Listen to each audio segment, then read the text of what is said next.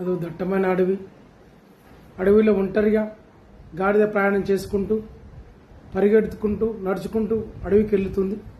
అడవిలో పోంగా కొద్ది దూరం వెళ్ళిన తర్వాత ఒక పులి చర్మం కనిపిస్తుంది.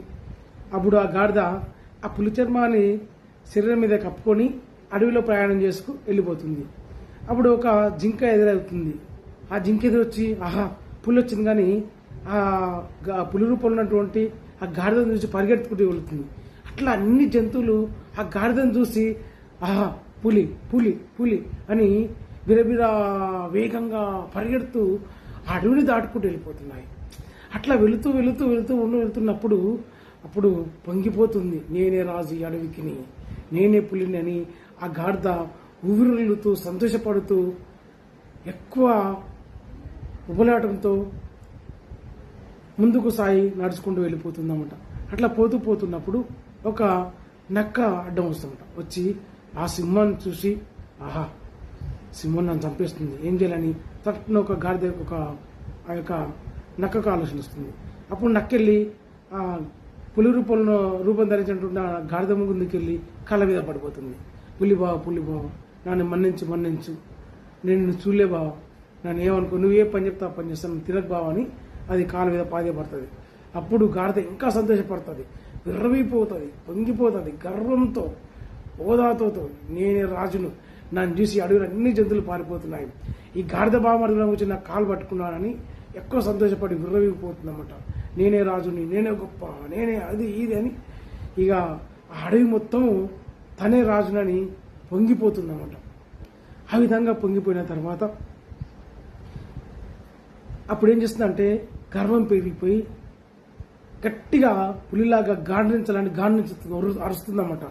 పులిలాగా అరుస్తుంటే అప్పుడు ఆ యొక్క గాడిద ఆ గాండ్రింపులకు ఆ శబ్దానికి అన్ని జంతువులు వచ్చి కిలకిల నవ్వుతాయి. ఆ గాడిద పులి రూపంలో గాడిద ముందుకు వచ్చి అప్పుడు నక్కేం చేస్తూ డ్యాన్స్ చేస్తుంది అన్నమాట. అక్కడికి దాని ముందు ఏం బామర్ది డ్యాన్స్ చేస్తున్నావు, ఏలాగా నా మీద కాళ్ళ మీద పడ్డావు, ఇప్పుడు డ్యాన్స్ చేస్తున్నావు, ఏంది కదా అని అంటది గాడిద.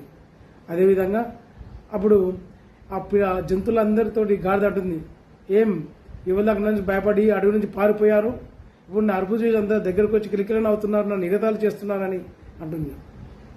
అప్పుడు ఆ గాడిద అంటుంది, నక్కబావా నువ్వు గాడిదవు కావు, గాడిద చర్మాన్ని కప్పుకున్న రూపాన్ని నువ్వు అని చెప్తుంది. ఇక్కడ నీతి ఏంటంటే ఒక వ్యక్తి సక్సెస్ అయినప్పుడు అతని బట్టలు వేసుకుంటానో, అతను ధరించిన వస్తువులను ధరిస్తానో, అతను తిరిగే కార్లలో, అతను తిరిగే బైక్లలో తిరుగుతానో, అతను ఉండే ఇండ్లలో నివసిస్తానో, అతనిలాగా ప్రవర్తిస్తానో, అతనిలాగా నటిస్తానో మనం సక్సెస్ కాలేము.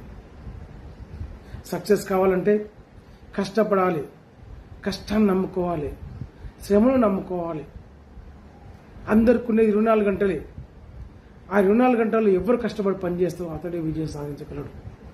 అదేవిధంగా ఎగతాళి పక్కన పెట్టి అవమానాలకు భయపడకుండా ఎన్ని అడ్డంకులు వచ్చినా తిరుగుతూ నిలబడి పోరాటం అనే యుద్ధం చేసి ఓటమికి ఎదురు తిరిగి గెలిచి నిలబడతావు, ఒక శిఖరమై అప్పుడు నువ్వు సక్సెస్ కాగలుగుతావు. ఇట్లు మీ పోలేవారి ముచ్చట్లు.